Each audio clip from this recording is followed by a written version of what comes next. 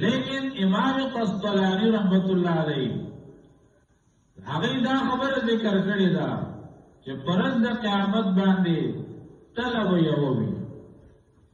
بیا سوال دی چې دا موازین جمع ولې راغلې ده؟ علیکه دا موازین جمع کثرت لپاره نه ده، بلکې دا تفخیم لپاره ده. او د دې مثال په قرآن عظیم کې ډېر دی. لکه مثال سورۃ الشعراء دی، کذب قوم نوح المرسلین.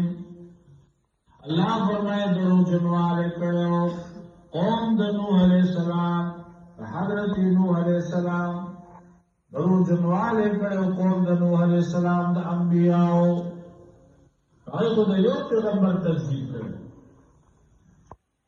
دا موازین چی جمع رانا دا تفخیم دی پارا دا علیکا غتل دا دا دنیا تلن دا غتل دا رب